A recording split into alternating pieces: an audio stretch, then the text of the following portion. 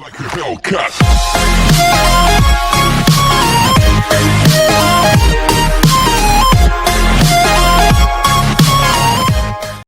Hi student, आज हम लोग अपने नए टॉपिक के साथ आए हैं। हमारा आज का नया जो टॉपिक रहेगा, हम लोग फ्रिक्शन के बारे में पढ़ रहे थे और फ्रिक्शन के अंदर हमारे पास आएगा व्हेन अ बॉडी इज, हमारे पास जो टॉपिक रहेगा कोई बॉडी नीचे आ रही है sliding downward on an rough inclined surface की हम लोग बात करेंगे। उसके बाद हम लोग कोई बॉडी अपवर्ड जा रही है उसकी हम लोग बात करेंगे। तो ध्यान से सुनना, हमारे पास टॉपिक क्या रहेगा तो आपको याद रखना है, when a body is sliding downward on a rough inclined plane। ये हमारे कंसेप्ट का नाम रहेगा। कोई बॉडी है ना, स्लाइड कर रही है, नीचे की तरफ आ रही है, sliding downward on a rough inclined plane. देखिए स्टूडेंट, ये जो हमारे पास बॉडी ऊपर जा रही है डाउनवर्ड आ रही है, इसके अंदर डायग्रामेटिकल एडजस्टमेंट जिसको समझ में आ गया ना वो इजीली कर पाएगा। डायग्राम बड़ा इंपॉर्टेंट होगा इसके अंदर। तो आइए पहले मैं आपको डायग्राम बता दूं कैसे काम करेगा। तो सबसे पहले मैंने आपसे कहा कि ये हमारे पास हॉरिजॉन्टल हो गया, ये हमारे पास इंक्लाइंड प्लेन हो गया, ये एंगल ऑफ रिपोज हो गया। हमने बॉडी यहाँ रखी, ठीक है ना। अब देखिएगा बॉडी चाहे कैसे भी, उसका वेट हमेशा क्या मिलेगा, mg डाउनवर्ड मिलेगा। नॉर्मल रिएक्शन सरफेस के साथ परपेंडिकुलर रहेगी r। तो ये हमारे पास एंगल हो गया theta.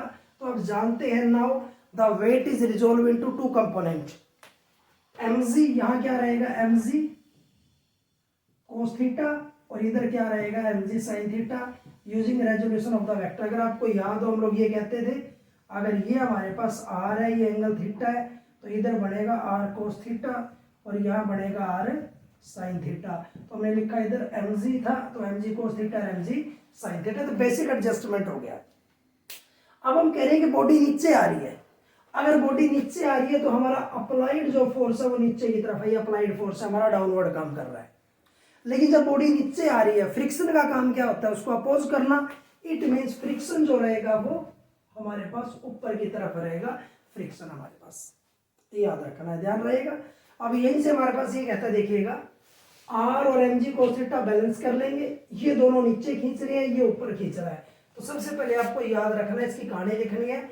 When a body having mass m is moving downward on an inclined plane having angle theta with the horizontal, आपको लिखना है। now the weight mg resolve into two component mg cos theta and mg sin theta। ये कहानी आपने लिखनी है। अब आपको याद रखना है mg cos theta is balance bye कौन उसको बैलेंस करेगा, रिएक्शन r उसको बैलेंस कर लेगी। तो r बराबर mg cos ऑफ थीटा, आपको याद रखना है r बराबर mg cos ऑफ थीटा। लेकिन देखिएगा ये दोनों एक तरफ लगे हुए हैं और ये उस तरफ, तो इसका मतलब ये हो गया f plus mg sin theta और इधर f। ये दोनों तो नीचे की तरफ खींच रहे हैं और फ्रिक्शन ऊपर की तरफ खींच रहा है, लेकिन हमारी बॉडी जा कहाँ आ रही है, नीचे की तरफ आ रही है। तो इसका मतलब जो नीचे खींच रहे हैं ये बड़े होंगे या वो बड़ा होगा, तो जो नीचे खींच रहा है वो हमारे पास क्या रहेगा, बड़ा रहेगा। आपको याद रखना है। तो हमने लिखा है physical to mg sin theta greater than equal to f dash, ये हमने लिख दिया f डैश, याद रहेगा। अब यहां से मैं इसको उधर ले जाऊं, अगर हम लोग फाइंड आउट करते हैं f dash minus mg sin theta हमारे पास ये रहेगा।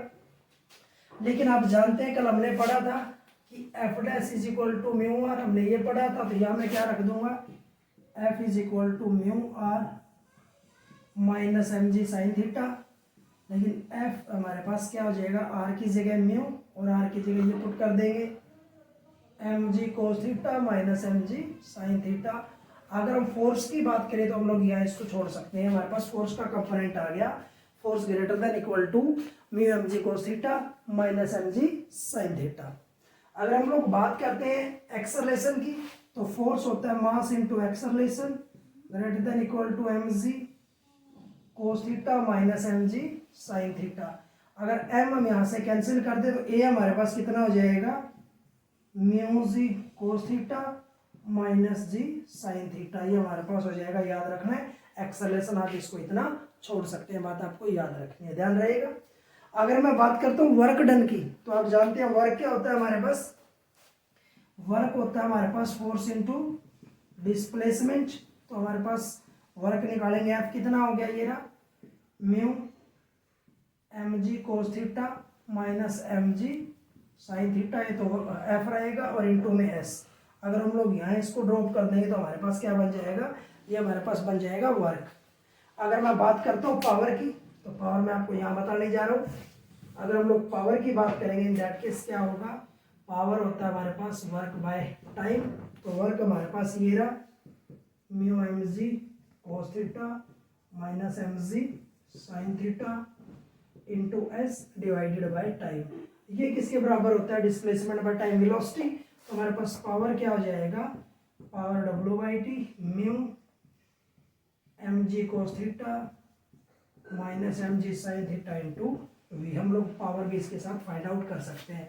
तो स्टूडेंट आपको याद रखना था, when a body is moving या sliding downward on an rough inclined plane.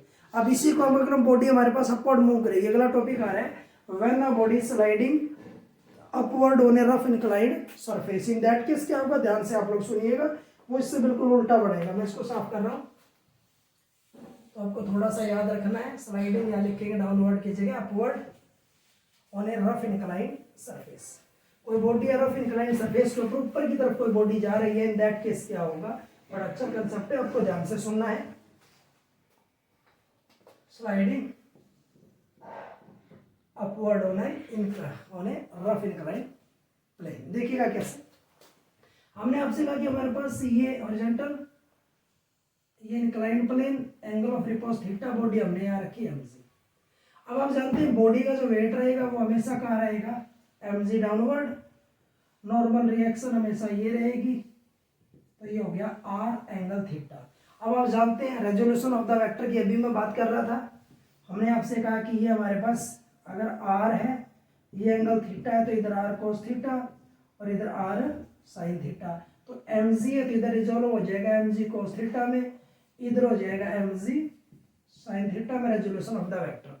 अब देखिए बॉडी ऊपर जा रही है, अगर बॉडी ऊपर जा रही है तो हम धक्का लगाएंगे, ऊपर की तरफ कोई अप्लाइड फोर्स होगा, तो इसका मतलब अप्लाइड फोर्स का है वो है ऊपर की तरफ। अगर बॉडी ऊपर जा रही है तो फ्रिक्शन कहाँ होगा, ऑपोजिट में नीचे की तरफ। ये डायग्रामेटिकल एडजस्टमेंट आपको याद रखनी है। तो पहले तो आप लोग यही लिखेंगे, let a body having mass m is placed on an inclined surface having angle of repose theta. Now mg is resolved into the two component mg cos theta and mg sin theta. When body is moving upward, then direction of the friction is downward. ये सारी कहानी आपने language में अपने आप लिखनी है, याद रहेगा। उसके बाद क्या कहता है देखिएगा, फिर आपने लिखना है mg cos theta, mg cos theta is balanced by, इसको बैलेंस कौन करता है हमारे पास, रिएक्शन r, इसको बैलेंस करेगा, तो इसका मतलब r बराबर mg cos ऑफ थीटा, ये दोनों आमने सामने बराबर होंगे। अब इंपॉर्टेंट बात ये है, ये दोनों तो बॉडी को नीचे खींच रहे हैं और ये अप्लाइड फोर्स बॉडी को ऊपर खींच रहा है। ये ऊपर खींच रहा है, ये दोनों नीचे खींच रहे हैं, लेकिन बॉडी जा कहाँ रही है, ऊपर जा रही है। इसका मतलब बड़ा कौन हुआ, जो ऊपर खींच रहा है। तो इसका मतलब हमारे पास ये हो गया F greater than equal to F dash plus M G sine of theta. ये दोनों नीचे खींच रहे हैं, ऐड हो जाएंगे, वो ऊपर की तरफ खींच रहे हैं, इसका मतलब वो ज्यादा है।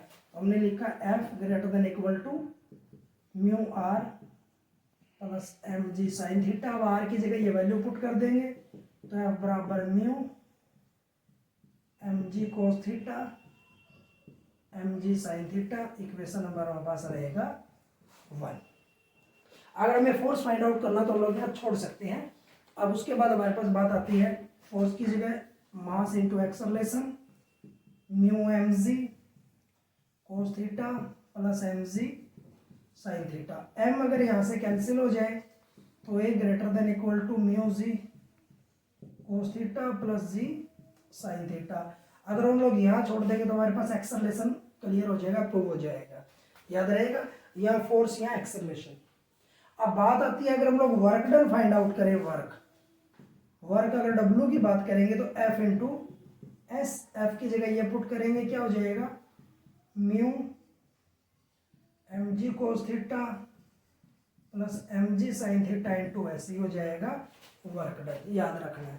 अगर हमें फाइंड आउट करनी है पावर, इन दैट केस क्या होगा, आप जानते हैं पावर हमारे पास क्या होता है, power is equal to work by time. Work हमने अभी फाइंड आउट किया है mu M G cos of theta plus M G sine of theta into S by T. अब आप जानते हैं डिस्प्लेसमेंट बाय टाइम वेलोसिटी होता है, तो पी क्या हो जाएगा, mu M G cos theta plus M G sine theta into velocity. याद रखना है। तो स्टूडेंट आज का हमारे बड़ा प्यारा मजेदार अच्छा सा डेरिवेशन था जो आपको समझना है और याद करना है। ठीक है ना, आज हम इतना पढ़ेंगे। नेक्स्ट वीडियो के अंदर हम किसी और टॉपिक के साथ मिलेंगे। आप हमारे चैनल को लाइक शेयर सब्सक्राइब करते रहिएगा। Thank you.